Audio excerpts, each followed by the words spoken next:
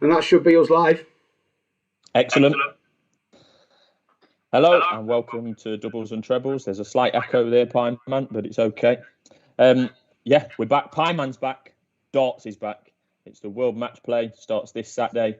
For many, including myself and I think Pieman, the number 2 tournament in the world of darts. The first major that's been on our TV screen since March with the UK Open, so it's been a while. The top 16 players from the PDC Order of Merit and the top 16 from the Pro Tour Order of Merit. So we've got the top 32 players in the world effectively. 9 days of straight knockout action, leg format. Crowds are back in Blackpool. I can hardly wait. I'm lucky enough to be going on Monday. I'm pretty sure, I'm hoping, fingers crossed, Monday. MVG will be in action for me. I can't wait, Pieman. What about yourself?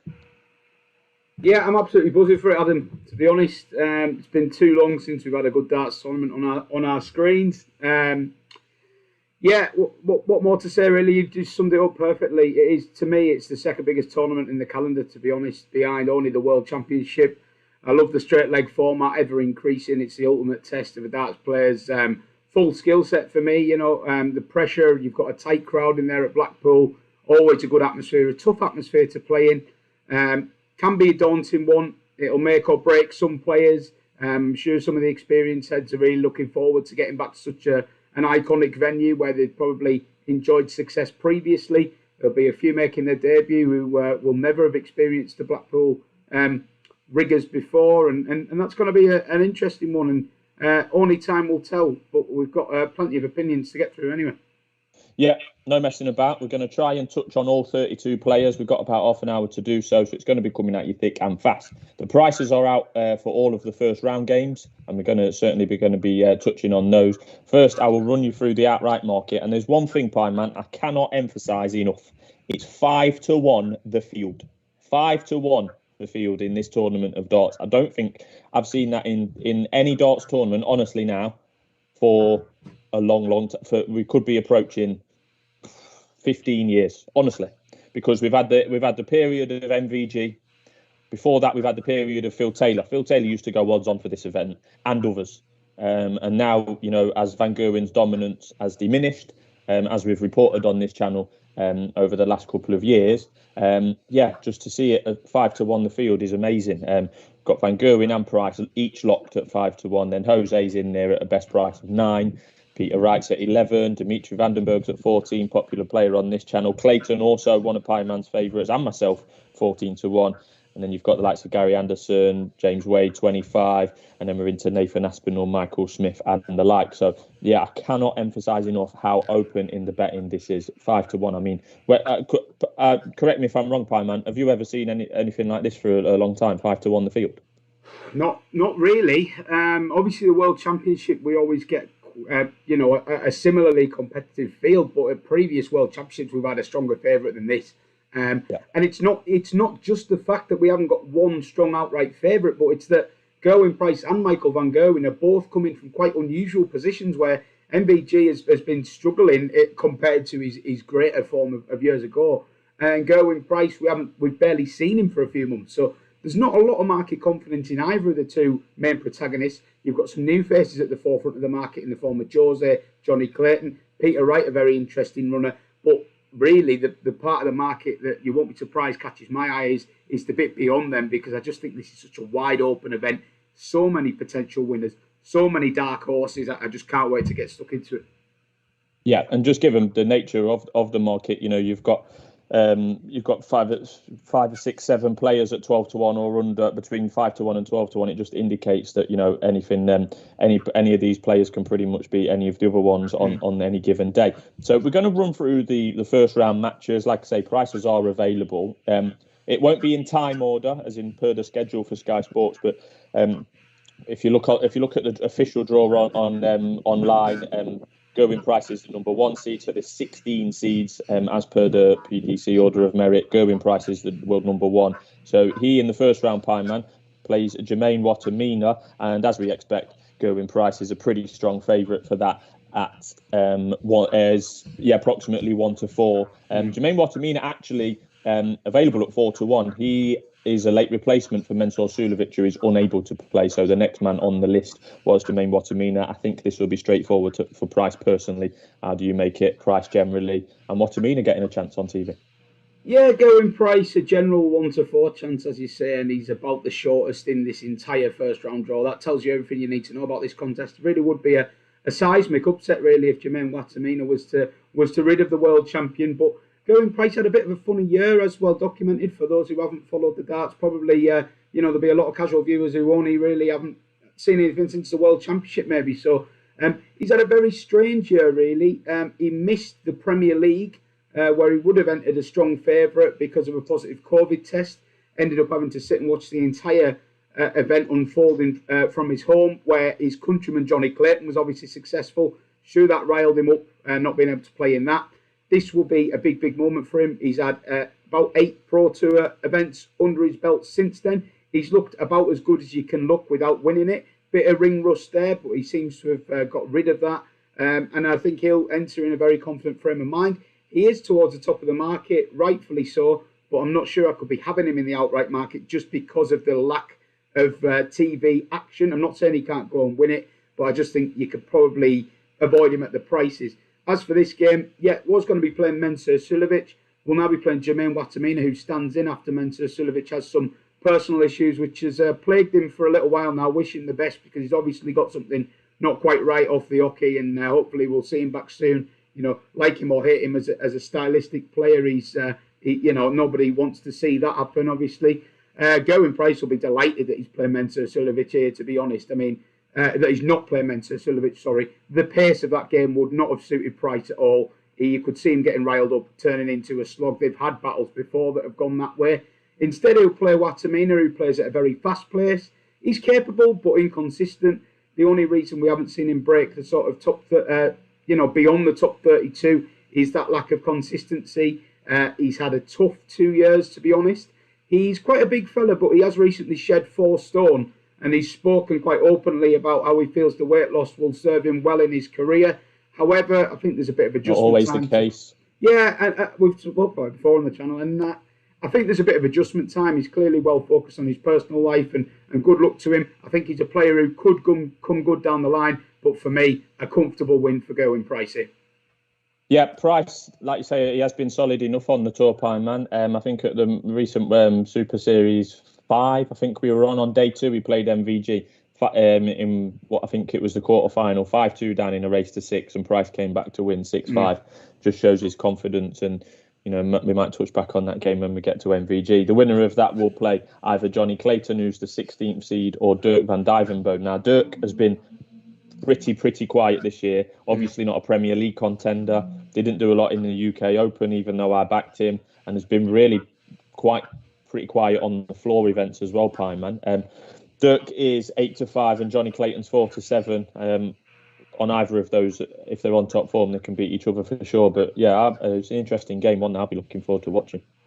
Yeah, a contender for game of the round, no doubt. Johnny Clayton, an emerging force at the top of that versus Dirk van Dijvenbode, who burst onto the scene last year, and he's a very dangerous dark horse in these kind of events. Dirk as big as 50-1 probably tells you all you need to know about his draw. Even if he does come through Johnny Clayton, where he will be an outsider, he didn't have to beat Going Price. That's just to make sort of quarterfinals. So it's going to have to be a tough old road he's going to have to walk if he is going to win this event, Dirk van Dijvenbode. But he is capable. He's certainly capable. He's got the game. We saw him make the final of the World Grand Prix last year, where he lost to Price. But he's gone from strength to strength there. He won a very good game against Rob Cross at the World Championship, but couldn't go too much further in that. It's been a bit of a difficult 2021, as you quite rightly point out for him. He did get his breakthrough win at a Pro Tour event, but other than that, he's been pretty quiet on the floor. He'll push Johnny Clayton hard here, but Johnny Clayton, we don't need to say too much about him. Premier League winner, a regular Pro Tour winner / finalist. He's had an absolutely dream start to 2021, and he'll be hoping that he can carry that form into the second half of 2021 when we get the major events coming thick and fast now. Premier League winner, he shouldn't fear anyone. Worth noting, Johnny Clayton has an absolutely rotten record in this event. He's exited in the first round on all 4 previous visits. So that is a little bit of a quirk to keep an eye on. It's a tight game. Wouldn't be one for me to get involved with. I expect Johnny Clayton to just edge it. But over, first to 10 legs, we will see upsets, and Dirk will fancy his chances. He's a lively outsider at 8-5. Yeah, that's the one. Further down in this section of the draw, I mean, we can dissect the draw as much as we like, but when you've got the top 32/33 players in the world, I mean, it's very difficult to find an easy section of the draw. Dimitri Van den Berg is the number 8 seed. He will play Devon Peterson. Van den Berg's a strong favourite at 2-5, and to be honest, Pieman, I think Van den Berg is in completely different stratosphere at the moment to Devon Peterson, if you ask me. Yeah, Dimitri, brilliant start to the Premier League on his maiden campaign as a full-time player. Obviously moved over to the UK this year, and he's living with Damon Hector, someone we had on the channel at the start of the year. Them two practicing with each other every day, and I think that'll do them both well in the long term. But no, Dimitri, fantastic in the Premier League. I thought he was very unlucky not to make finals night, just dropped off at the wrong time. I think he may have lost his last 3 or last 4 games to drop out of the top 4, having been there for the bulk of the tournament, and he was probably the eye-catcher of the early part of the Premier League, certainly. So I really do expect him to beat Devon Peterson. Devon Peterson had a bit of a renaissance in 2019 and 2020. He won a European Tour event, pre-pandemic, but we haven't really seen the same Devon Peterson since. He did get to the UK Open quarter-final, but that was kind of an anomaly. He's been pretty poor on the floor. He actually exited 7 out of 8 Pro Tour events in the first round in May-June time, so in no kind of form. One thing I will say, the pace will suit both. A good pace, a good game. I expect plenty of 180s here, so maybe have a look at the 180 lines, 2 real serial 180 hitters. And I think, with the pace, you would expect them to pile in the maximums, but Dimitri to win it by, 4 or 5 legs for me. Yeah, I agree with that. And should Dimitri win that, he will play Dave Chisnall or Vincent van der Voort. This is actually the first scheduled game live on TV on Saturday night. This is the first game, 6 o'clock. Vincent van der Voort's 2-1, Pieman. That looks pretty good value to me. I mean, on best form, Chisnall is better than Vincent van der Voort. The rankings tell you that, but is Vincent a 2-1 shot? I'm not sure about that. So yeah, be interesting. And I think the pace of these two will suit each other. It's first to 10 legs effectively. I think Vincent's could be a bit of juice in his price at 2-1 personally. Well, price is king, as we always say on this channel, and if you think that's value, you've got to go for it. I totally see where you're coming from there with Vincent van der Voort. He's shown some decent form, especially in recent weeks and months on the floor. Probably as good as we've seen of him in the last sort of 12 months. He had a good run recently on television at the start of the year. So, he's been there and done it, Vincent. This won't faze him. Another one where the pace will suit him against Dave Chisnall. But I'm going to make a little bit of a case here for Dave Chisnall because I think he's possibly a bit of a forgotten man here. Semi-finalist at the World Championship, played the best starts we've ever seen him play to knock out Michael van Gerwen before, failing to back that up in his semi-final against Gary Anderson. He made the quarterfinals at the Masters and didn't do an awful lot wrong. Again, quarterfinals at the UK Open. He doesn't do a lot on the floor, but to be honest, Dave Chisnall never done a lot on the floor. He's not really a floor player. He's one of these that's been around since Phil Taylor was winning all the events. And Chisnall reminds me, he's in the kind of ilk of James Wade here, where they focus on the big events. They don't really care about the Pro Tour that much, as long as they keep the money ticking over. He's had a lot of last 32 runs in those Pro Tour events, normally just bumping into someone averaging 105, 106 plus change. So I honestly do think that as much as I think Vincent will give him a good game, and I anticipate this being a tight match, I think he could, again be suited by playing Dimitri van den Berg in the next round. And I'm just looking at that 9-1 for him to win this quarter and thinking it could be a decent value bet. You're quite right in what you say. Vincent van der Voort will give him a good game. But if Chizzy does get through, I think, he's got the pedigree to do damage in this quarter. 9-1, very fair. Yeah, well, that brings us on to the lower half of the top half, if you like. So quarter number 2 we're entering now. Luke Humphries plays James Wade. We've had a comment in the chat from Centre Circle podcast there saying Luke Humphries is a good bet for me to win his quarter. Well, first, he's going to have to get past James Wade. And you say about James Wade not really bothering with the tour. He's ranked number 4. He made a couple of major finals last year, and he continues to prove a lot of people wrong and have good runs. That's why he's the number 4 ranked. He's 16-1. Just going back to Chisnall, Pieman, he's 40-1. There could be a bit of juice in that price if you fancy him. So my only issue with the Chisnall outright price, I will just say that because I didn't really explain that, it's just look at his trophy cabinet. He doesn't tend to get it done, Dave, even when he's playing really well. But I think the quarter market might be a good one for Chisnall. Whereas, you're quite right what you say. Wade is a bit more of getting to finals. He won the UK Open, of course. So. Of the games we've covered so far, Luke Humphries as the non-seed, if you like, against Wade as the number 4 seed is the shortest price. So it's 8-11 Wade and 11-8 Humphries at the moment. Humphries has been in really good form on the floor, as we know. Who would you side with there, Pieman? Close game. I'd side with Luke Humphries, actually, to agree with Centre Circle Podcast in the chat. I think it's a very interesting game. James Wade installed as a favourite for this quarter, and it's... we were talking about you don't really get a weak quarter. That is correct, but this certainly looks like the one that's most vulnerable to an upset, if you will. James Wade, he's got to be put in as the favourite. He won the UK Open in March. This is a repeat of the UK Open final, it's worth remembering, where Luke Humphries blew MVG away in the semi, but couldn't really replicate it in the final. Wade was very good on that occasion. He did win this event in 2007. He's a 3-time runner-up. For the last 5 years, his form has been a little bit more concerning here. 2 first-round exits, a couple of second-round exits, and a quarter-final. So certainly nothing to pull up trees about. Luke Humphries, on the other hand, someone we touted for a breakthrough year, and he's had it. He obviously got that UK Open final where he lost to Wade. He's made 3 Players' Championship finals. Very unlucky not to break his duck in that regard. But, I mean, no shame in who he's lost to. Peter Wright, Jose de Souza and Gerwyn Price. I mean, anyone could lose a final to them guys. They are the masters of turning it on in a final this year especially. I think all facets of his game are in good working order. Consistency is key to this format, and I think I would worry about Humphries in the later rounds when you're getting into, a first to 16, a first to 18. Can he sustain it for that period of time? I'm not sure. I think he can win a race to 10 against James Wade here. I think at 11-8, he's worth having a go on. Well, I said that there wasn't any easy draw, but just looking closer at this draw now, I think this little section, quarter number 2 here, Wade's solid, but we're coming now on to Christopher Tyske, the number 13 seed, who uncharacteristically for him has done nothing in the floor events for a while. I've not seen his name be popping up at all, Prime Man, and he faces a man who's banging form. Brendan Dolan won Super Series, one of the Super Series round 5 days recently, and then I think he made a semi-final on the other day. So 5-6 for Tyske, 5-4 Dolan. There's only one place where I would prefer my money in that matchup, and that is with Brendan Dolan, who is in form. Yeah, you won't be surprised there. I totally agree with you.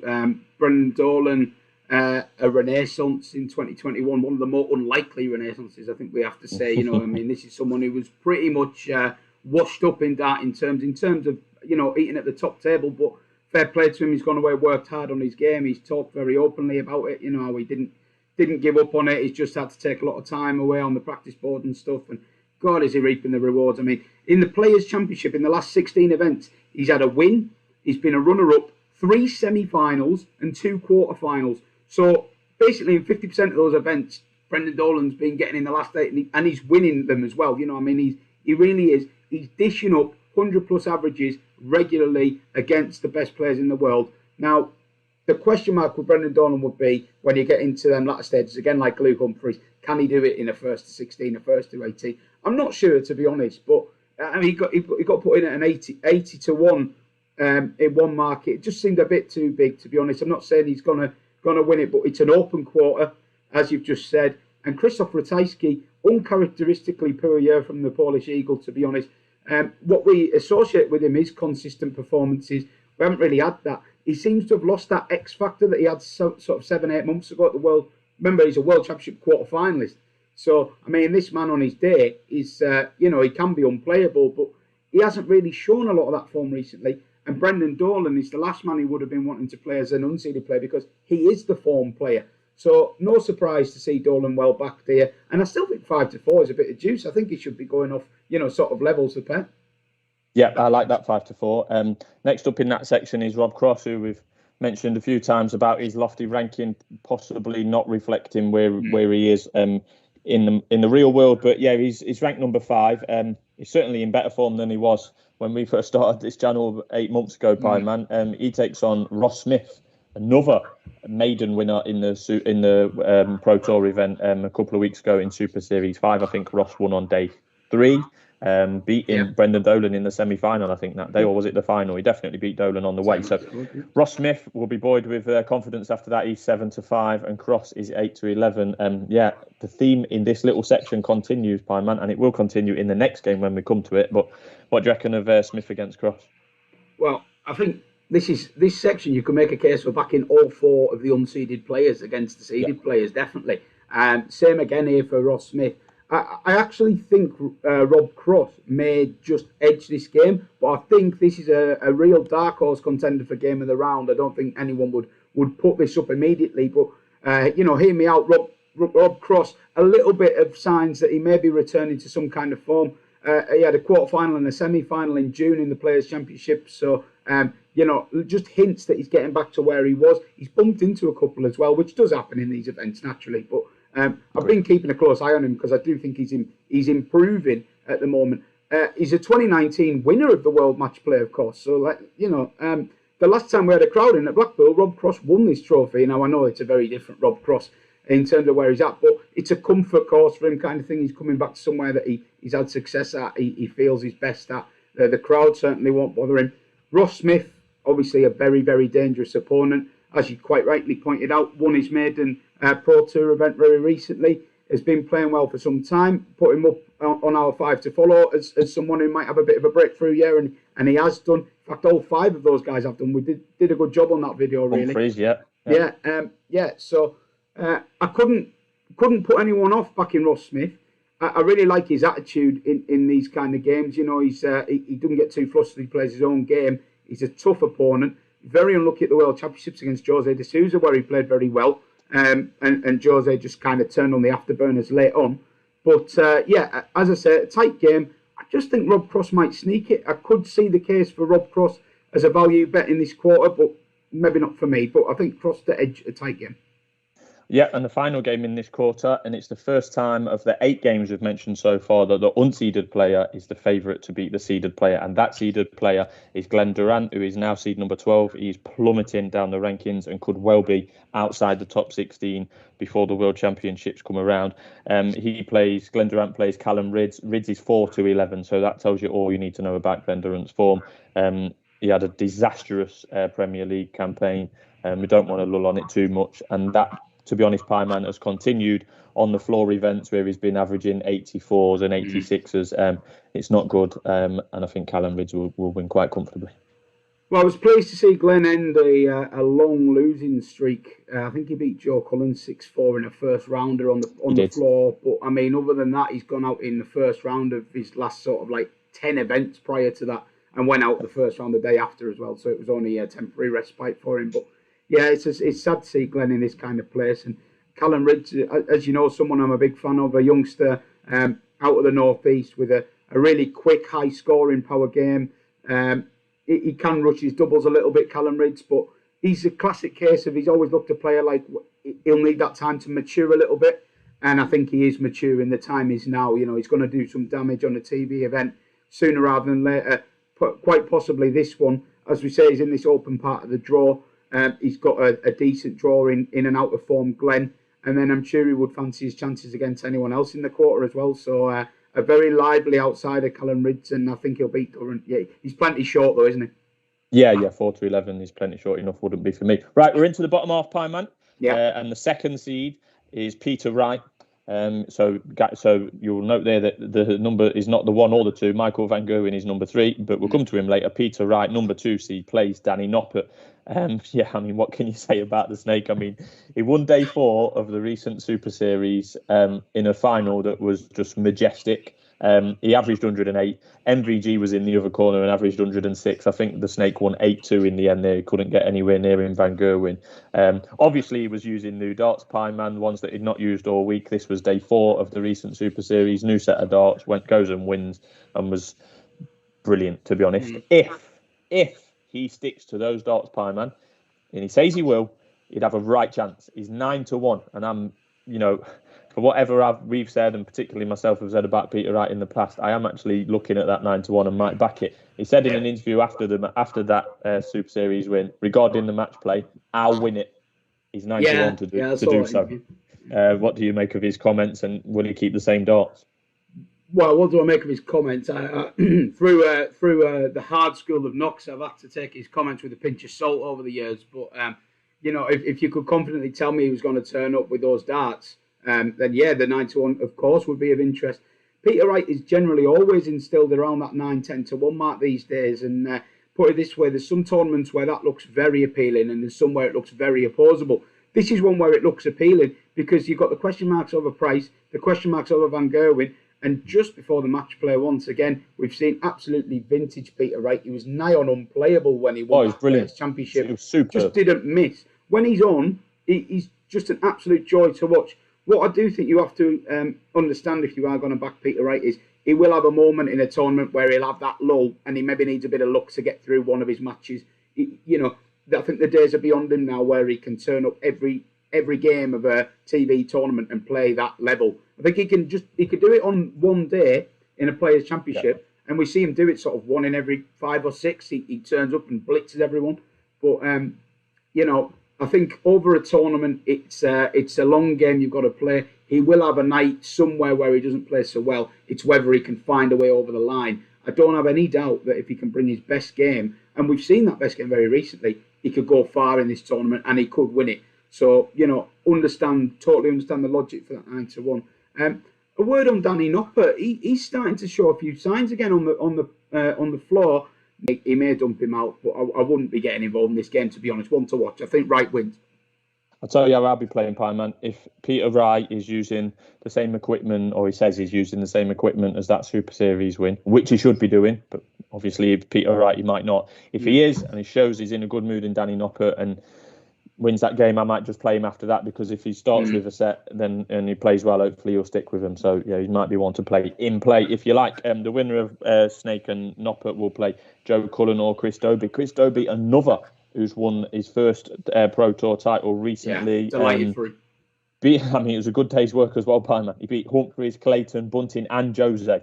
So the belief should certainly be there. Yeah. Now he faces Cullen in a first-round cracker. I know you will love this game. I think it's 11-10 Derby and 8-11 Cullen. They're the type of prices we're looking at. Could definitely be game of the round, if you ask me.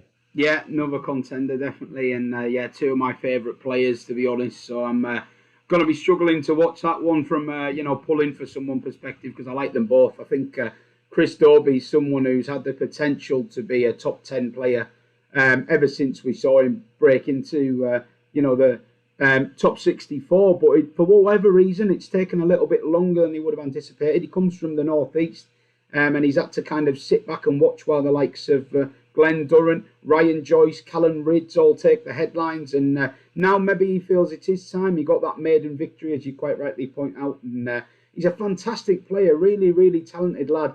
And I think he can do big things in the coming years. However, you'll know that he bumps into one of my big fancies in the form of Joe Cullen, around the 40-1 mark in the outright, I believe, Joe Cullen, maybe even a tad bigger after getting a little bit of a difficult draw. But I've said it before about Joe Cullen. I think he's in danger of being a forgotten man just because of the way he's handled himself and then narrowly missing out on the Premier League. You could have easily made a case for him being in that Premier League.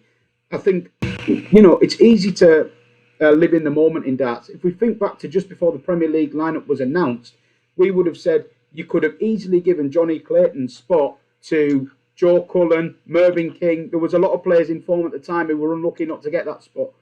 Johnny Clayton not only got the spot, but went on to win it. And that shows to me there isn't a big gap between that middle tier and the top tier at the moment in darts. And I think Joe Cullen is someone who can compete at that top tier.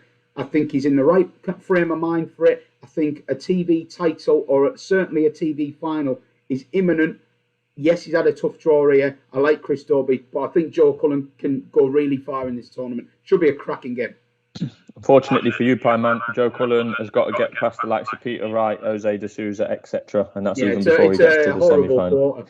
Yeah, so next up in that quarter number 3 is Michael Smith, the number 7 seed against Ryan Searle. Smith's been chipping away in the Pro Tour events. There's been nothing to write home about, but it's not been disastrous. Searle, I think it was day 3 of the recent Super Series. He made the I think he made the semi-final and badly folded against Jose. He had 2 winning averages of over 110 on the same day. Ryan Searle came up against Jose. I think he was three legs in front and got beat. That I don't know what kind of scars that might leave. He's certainly got to learn from that. Easy 11-8 to beat Michael Smith should again be another good game.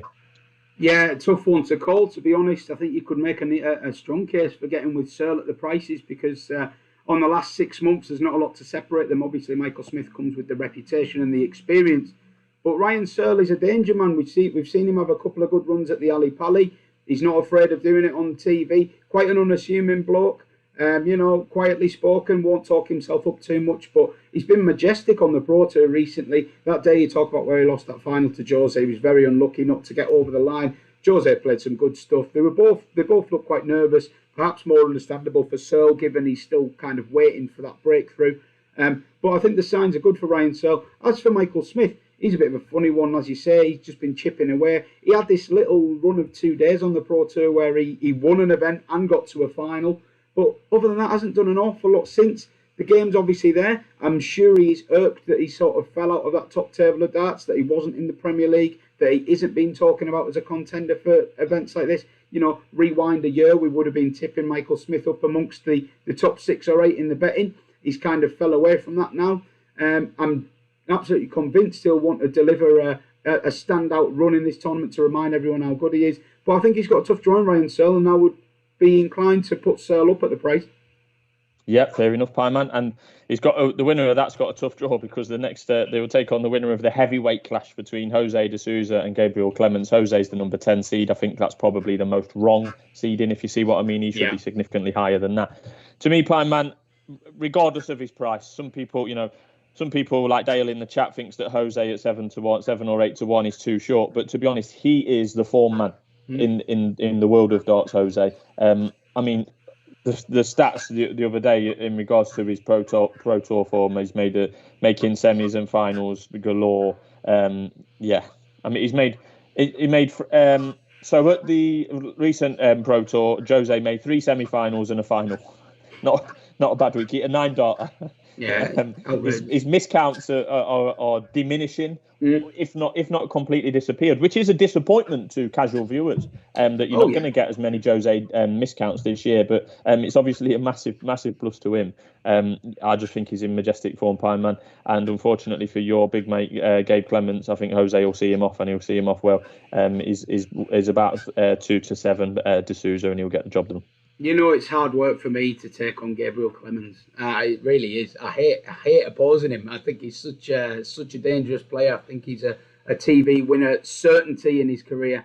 In the next sort of 3 or 4 years, I think he's going to win something big. Really do rate him so highly. However, I can't have him against Jose. I take what people are saying about the price maybe being too short. I don't think you can have him any bigger. Because, quite frankly, if we were just doing the rankings on 2021, Jose would be by far and away the world number 1. He's been better than MVG. He's been better than Price. He's been better than even Johnny Clayton. He's been, outstanding. When he gets beat, it's a real eyebrow raiser for followers of the Super Series and the Pro Tour.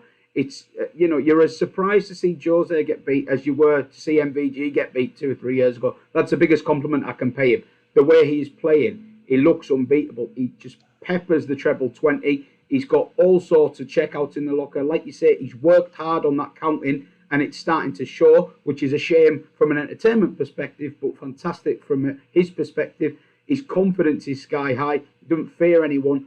I just always think with Jose, these TV tournaments, maybe the early rounds are the ones he's got to really focus on. I think he grows into tournaments. He's shown that big occasions and big games don't faze him. Big players don't faze him, He can bring his best game to all that. I just want to see him play his way into the tournament. I think the more TV tournament with crowds that he can get, the better. Let's not forget, he's still had minimal experience of being this superstar with the crowd behind him. Yes, we had a little crowd in at the Premier League.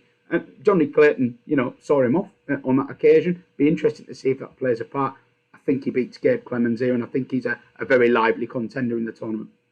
Yeah, we're into the bottom quarter now, Pieman, and these last 4 games that we're going to mention, I'm hoping to be in attendance because they take place on Monday. And first up is friend of the channel, Damon Hetter, taking on number 3 seed Got Michael a good draw, Damon, Yeah, he's not got a great draw there, Damo, to be fair, but he won't shy away from it, certainly won't.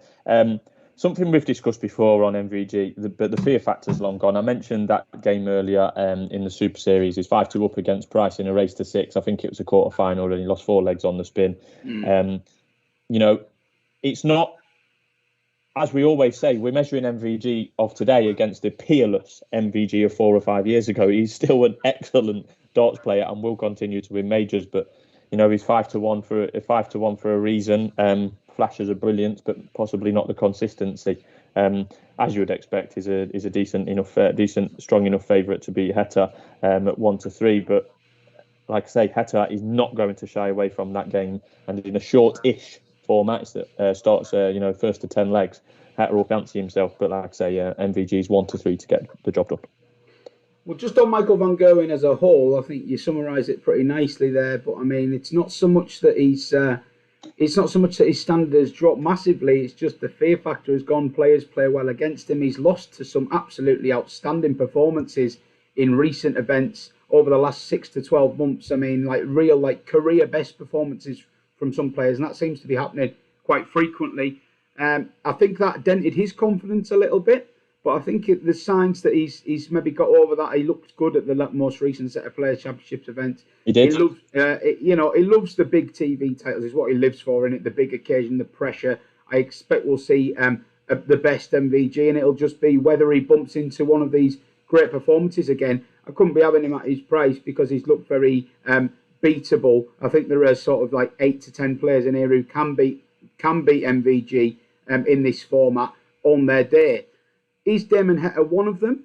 I'm not sure. I hope Damo isn't offended if he does watch this. I think he'll be the first to admit that he's had some solid performances. Probably not hit the heights he would have liked to have hit so far this year, but I certainly feel like he should have had more to show for his efforts than he has done in the results. He's had some good runs where he's averaged in the high 90s all day and looked really solid, and then just not quite got over the line in a quarter final or a last 16. It's another game where the pace angle could be interesting. Damo will slow it down. It won't suit MVG, who likes to play fast and free flowing. If MVG isn't firing, I could see him getting frustrated by Damo's approach. And I think leg play suits Damo as well. I think he's he likes to hang on to players' coattails. He really, to me, he may not say it, but he plays the player rather than the board. He gets in a battle. And I think that suits you in leg play because you feel like you have to stay in touch and stuff. It has a lot more sort of flow to it, I think. So, I think Demo will make a game of it, but I think MVG probably just has a little bit too much for him on recent form. I think on MVG, Pieman, from what I've been seeing recently, is that it's that his power scoring is matched, if not bettered, by a fair few players on the tour. He's still got the clutch finish in Van Gerwen, and he can put a 3-dot combination together, no problem, with the 130s, 140s, stuff like that to check out. But I just think the power scoring it sometimes is lacking for Van Gerwen. Now, whether he's dipped a little bit on that, the statsmen might tell you, or whether others have caught up with him. But I think that's where he's been struggling personally. But it'd be good to see him in person, in the flesh on Monday. Next up, the winner of Van Gerwen and Heta will play Gurney or Ian White. Both have been pretty quiet on the tour. Pieman Gurney has slipped down to the number 14 seed. I think, it was only a year, 12, 18 months ago that it was as high as the 5th or 6th in the PDC order of merit. So they've both slipped. It's basically a pick-em game. Gurney's a very, very slight favourite, 10 to 11, and you can get even on Ian White. But yeah, who are you picking for that one? Yeah, probably the most uninspiring of the first round games. To be honest, no offence to either man, but they're not. They can both do it, but they've not. They're not in particularly good form. They haven't been for a little while. I thought Darryl Gurney threatened a bit of a renaissance in the World Championship. He had that good run. He was unlucky to go out the way he did to Price, but look, he hasn't really done much on the floor at all this year, and he doesn't arrive here in any kind of form. Ian White, much the same, really. I mean, a lot of second-round exits, first-round exits on the floor this year. Normally, we associate him with being, fantastic on the floor, but I don't know what's going on with Diamond. Maybe there's something more to it than meets the eye, but normally I would be very interested in him as a value selection. As it is, I just can't get enthused for this match. I'll watch it, and I'll hope to see at least one of these players threaten a return to form, but, yeah, it wouldn't be one for me to get involved in. Well, one for me to definitely get involved in, Pieman, is Stephen Bunting, unseeded, taking on the number 6 seed, Gary Anderson. This is in the very lowest section of the draw. Bunting's 11-8, right? Now, Bunting won a well-deserved first title in nearly 5 years in the recent Super Series. He beat Barney, Price, Dimitri along the way. He was peppering the lipstick, as we was used to seeing in the World Championships. He's 11-8 against Anderson, and I think that is the bet of the first round for me, Pieman. I know you've looked at him outright as well. I think he was around the 100-1 mark. But yeah, Bunting at 11-8 against Anderson looks a stonking bet for me personally. Yeah, I think he could do some damage, Stephen Bunting, and I'm with you on him against Anderson. I think it's one of the bets of the round because he comes here full of confidence. He got that win. It's a win that he'd been threatening to do. He was fantastic at the World Championships, losing the tight semi-final to go in Price. Continued that form into the early period of 2021, but maybe not quite to the heights we were hoping for. However, at the recent Super Series, we've seen him at his very best. And when he is at his very best, he's a joy to watch because there's not many players can hit 180s like Stephen Bunting can.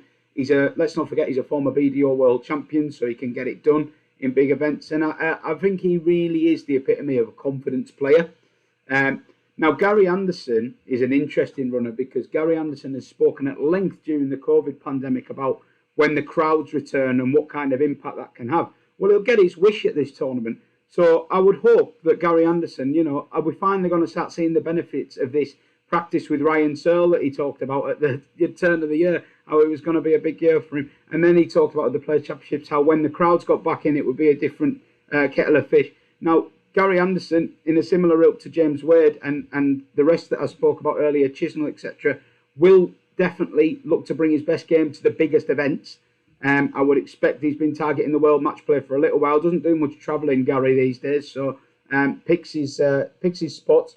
Whether he can time that peak, I'm not sure. And I'm sure Gary, as someone who follows his darts and knows very much who's in form and who's out of form, will definitely reference in his pre-match interview Stephen Bunting is in good form. I can guarantee you because he follows the Pro Tour. He knows who's in form, who's out of form.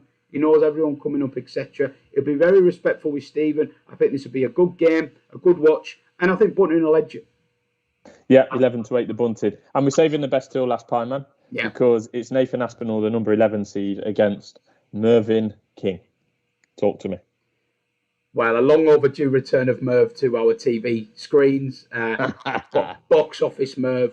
I was actually, we should just mention, obviously, in the last couple of hours, news has broke of Andy Fordham's passing. Very sad news, age of 59. But I was watching to watch the clip earlier of Andy Fordham's final with Merv King, a young Merv King, and it just made me think how long Merv has been around this game and the peaks and troughs he's enjoyed in his career. But look, he's another one like Joe Cullen, where he's been a victim of not being out of sight, out of mind almost. He's been in great form generally. Had a little bit of a dip off in the Players' Championships around May, June, and I thought, is this the end of his little crest? But he really roared back recently with some excellent performances. Maybe results didn't quite do justice to what he was doing on the floor, but I was very impressed with what I saw from Merv, and I think he's got a really interesting game here with Nathan Aspinall, another player who had a bit of a rough patch, but has come out the other side of it, looking like he's getting close to back to somewhere where he needs to be. Aspinall's another player that I always respect highly in a TV tournament.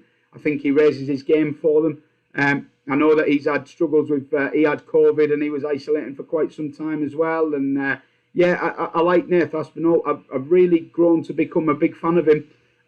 The way he speaks, the way he handles himself. I think he's destined for good things further on in his career. But I'll probably be with Merv here. I don't know if that's an emotional pull. I think it's a tight game. Yeah, I think it's a tight game. I'm going to enjoy watching it. But a very interesting quarter, and it would be a really interesting quarter if MVG was to go out of it early, because there's some decent players in that bottom four. Yeah, right, Pieman. We've been on 45 minutes now, so let's quickly wrap up. Who'll be betting in the outright? I'm gonna say reluctantly Peter Wright at 9-1. I'm going to give that a play, and I also do like Bunting at 80-1. He's obviously at that price. You're going to need a bit of luck in the draw, but there's certainly players in much worse form at much shorter prices than Stephen Bunting. Who are you? Where's your money going, Pieman? Outright? Outright, if I was to pick someone from the top of the betting, and this will irk a few in the chat maybe, but Jose de Souza, I think he's the best player in the world right now. so I could get with him at the price. To be honest, yes, it's 8-1. Probably plenty short for someone who hasn't won that much on TV, but just purely for out of respect for the levels he's been hitting recently. My value selections would, as you've probably gathered from what I've been saying, Joe Cullen. I think he's in a tough quarter, but I really do respect the form he's in, respect the headspace he's in. I think success is around the corner for him. I think he's about 40-1. You make it a 50. 50-1 you can. There you go, 50. He's obviously drifted a little bit after the draw, so quite rightly too. Ryan Searle's an interesting runner, but I wouldn't go as far to put him up. Brendan Dolan, I have put up at 80. I think he's shortened a tad into maybe a 66 still available. And if you want a real flyer yet, Stephen Bunting. I think if you can get 3 figures on Stephen Bunting, I think it's value. Yeah, 80 is the top price Bunting. I'm just looking for Brendan Dolan. You can get... That doesn't... I don't think one of the markets isn't... Yeah, that's 66. Let's call it 66.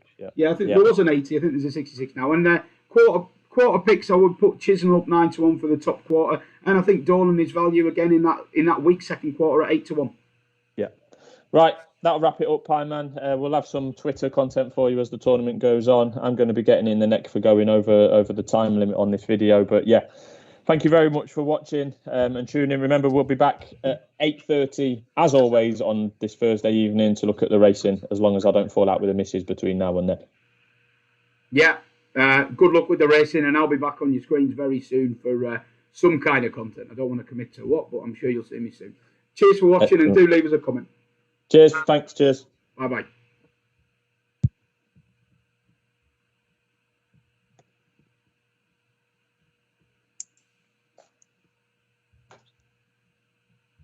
Right, I best crack on, Pieman, because I'm going to get it in the neck.